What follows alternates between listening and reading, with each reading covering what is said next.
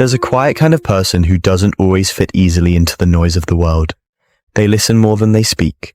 They watch the way light falls across a room and think about how time moves, how everything is always changing. They pause before answering, not because they're unsure, but because they're weighing 10 different possibilities at once.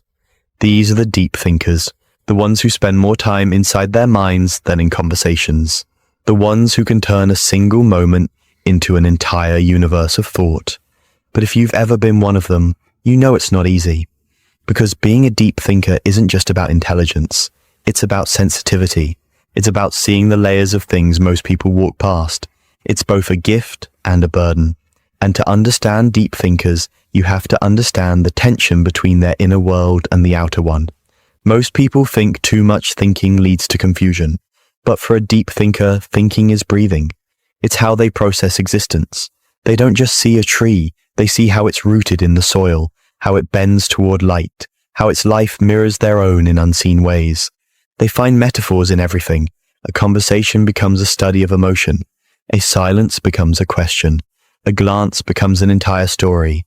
Psychologically speaking, deep thinkers have what researchers call high trait introspection, a tendency to analyze not only what happens around them, but also what happens inside them. They're constantly scanning for meaning, asking why, not to be difficult, but because why feels like oxygen. This is linked to activity in a brain region called the default mode network, which is more active when we're lost in thought or reflection. It's the same network that lights up during creativity, imagination, and memory. So, the mind of a deep thinker is a storm of connections, constantly weaving, comparing, reflecting.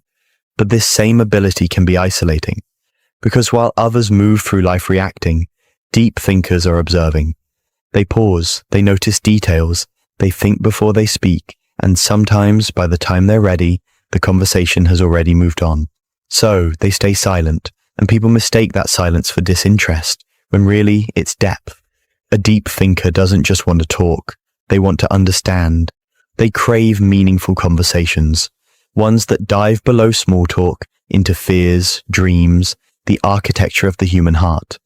Surface-level chatter feels exhausting to them, because while most people swim in the shallows of daily life, deep thinkers are diving for pearls in the ocean floor of thought. But that depth comes with a price. It often makes them overthink. They replay events, dissect every sentence, wonder what someone meant, wonder if they said too much or too little. Their mind becomes a loop of what-ifs, and maybe they meant this. Not because they're insecure, but because they see nuance everywhere. Every choice has a dozen meanings. Every emotion has hidden roots, and their brain won't stop until it finds the truth.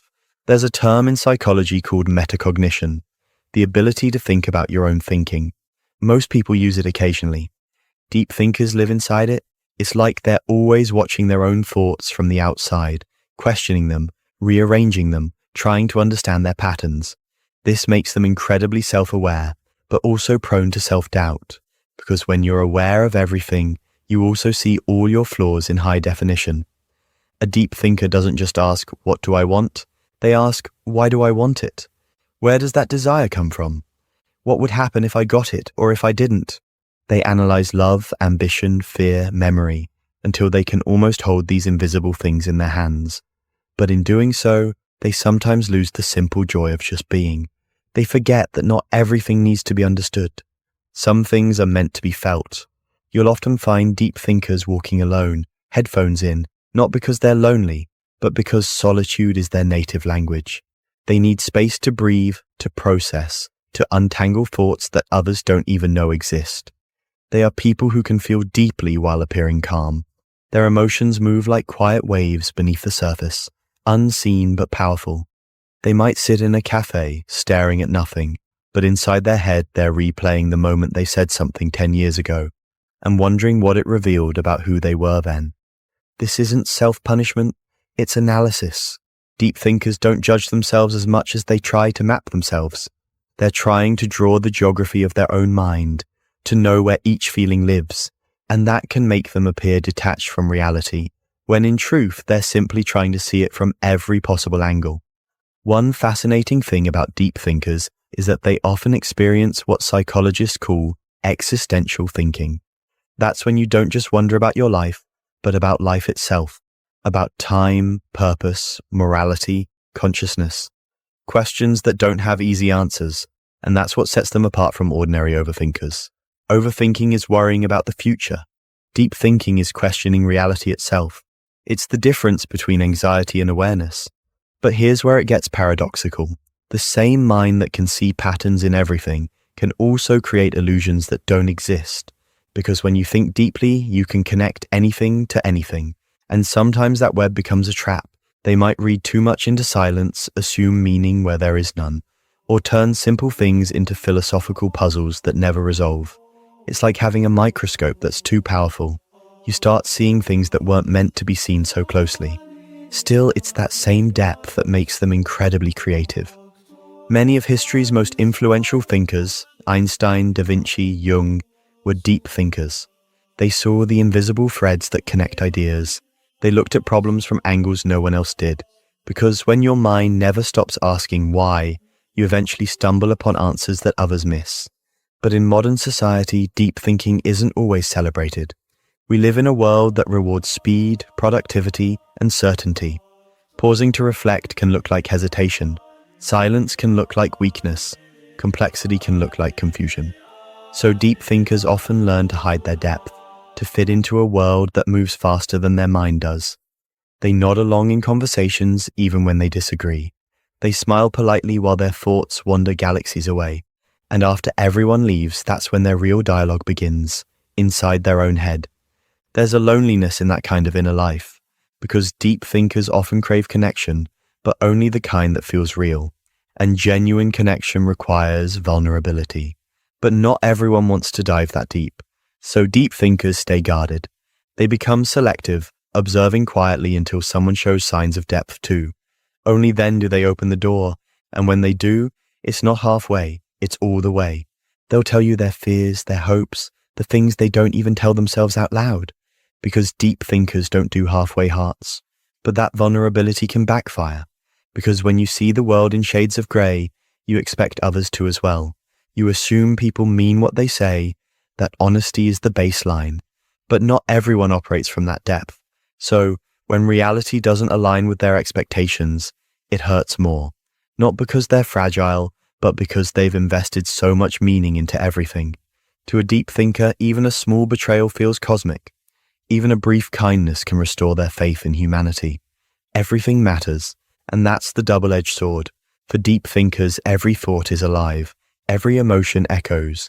They can't numb themselves even when they want to. They feel the weight of things that others overlook. The way a stranger avoids eye contact. The way laughter fades when the moment's over. The way people promise forever while already thinking of tomorrow.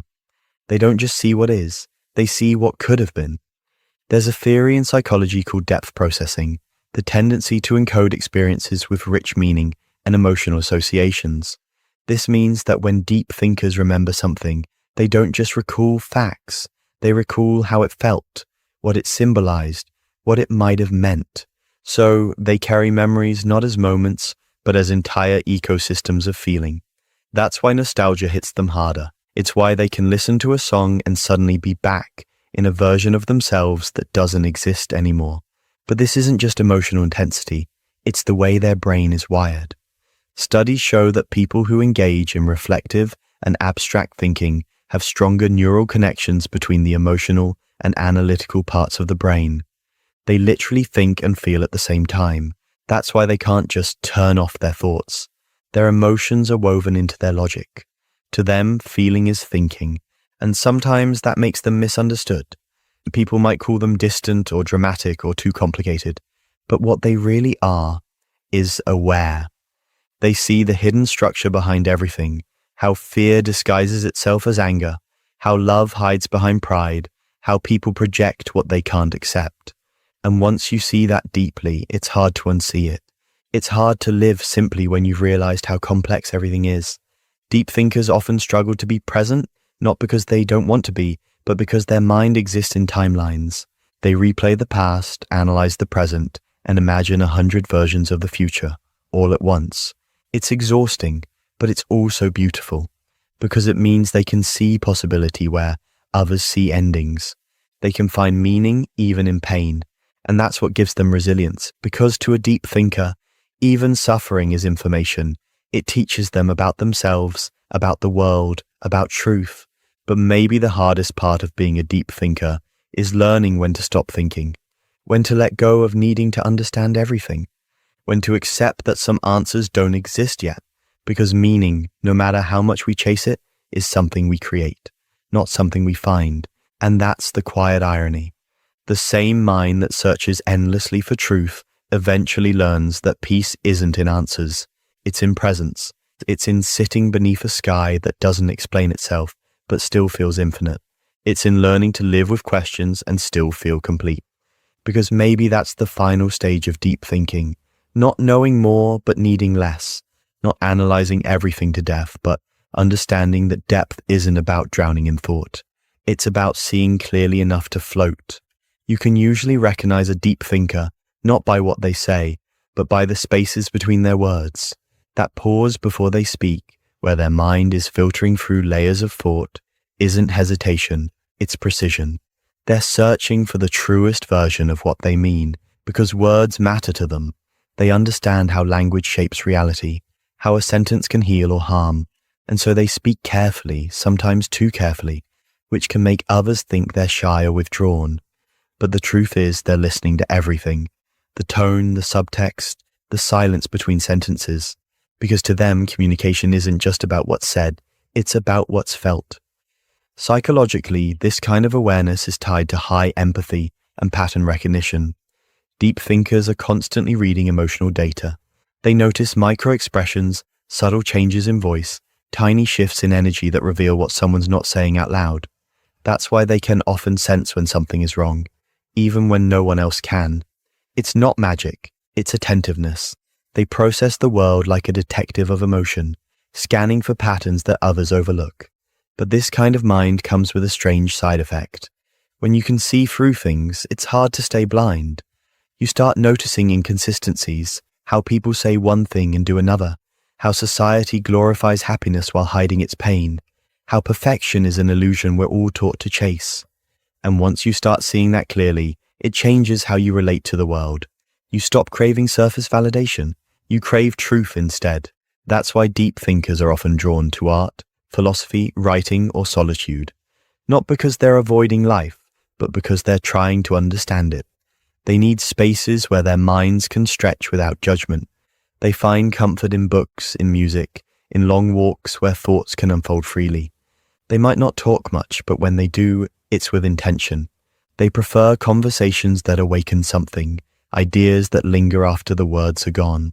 But for all their insight, deep thinkers struggle with something profound, mental noise. Their thoughts don't stop. It's like standing in front of 10 radio stations all playing at once, each broadcasting a different frequency of memory, idea, and question. Even when they try to rest, their brain keeps rewinding, rewriting, predicting. And while most people can distract themselves with noise, deep thinkers drown in silence, because silence amplifies everything inside. This often leads to what psychologists call rumination, the repetitive focus on problems, feelings, or mistakes. For many deep thinkers, it's not about being negative, it's about seeking resolution. Their mind wants closure, wants to understand, wants to make sense of contradictions, but not every question has an answer. And learning that can be one of their hardest lessons. There's a story about a philosopher who once said, "I think, therefore I am." It sounds profound, but for a deep thinker, it's almost a curse, because thinking confirms their existence, but it can also consume it. They can think themselves into corners, analyzing love until it feels mechanical, studying fear until it becomes predictable.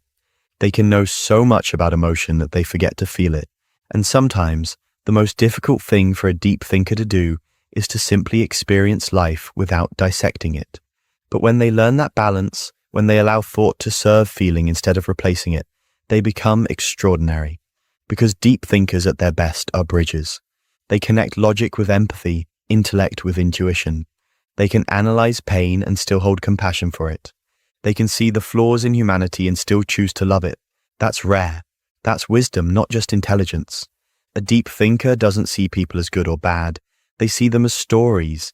They understand that everyone is shaped by unseen battles, by experiences that left marks invisible to the eye. So they forgive easily, but they forget rarely. They may let go of people, but not the lessons those people taught them.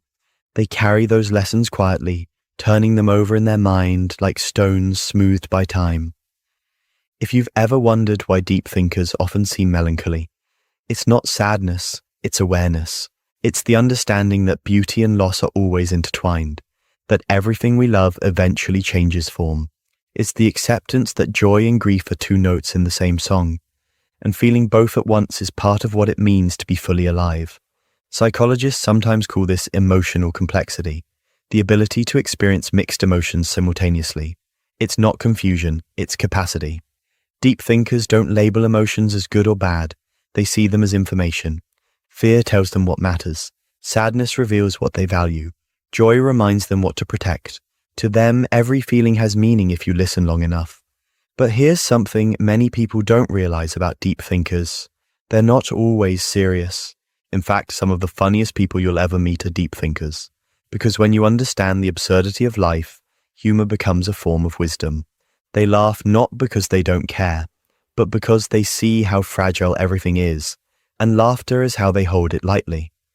They know that sometimes the only sane response to a chaotic world is to smile at its madness. Still, deep thinkers often feel misunderstood. They can come across as distant or hard to read, when in reality they're just lost in thought.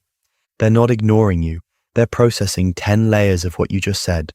They're trying to understand not just your words, but your intention, your tone, your emotion. They don't talk to win, they talk to connect. And when that connection doesn't happen, they retreat, not out of pride, but protection. Because here's the truth, deep thinkers feel deeply. They might appear calm on the outside, but inside, emotions swirl like a storm beneath still water. They can sense tension in a room, notice when someone's smile doesn't reach their eyes, feel the heaviness of things unsaid. And that sensitivity, while powerful, can also make life overwhelming. They absorb too much. They pick up energy that isn't theirs, and that's why they often need solitude, to detox from the emotions of the world. Alone, they reset. They journal, reflect, stare out of windows, think about everything and nothing. And in that quiet, they find themselves again. It's not loneliness, it's restoration. Because for a deep thinker, solitude is where clarity lives. It's where the noise fades and they can finally hear the quiet truth inside them. But deep thinking without grounding can become a spiral. So the healthiest deep thinkers learn to anchor themselves in reality. They practice mindfulness, creativity, or service, something that connects their inner world to the outer one. Because without expression, thought becomes heavy.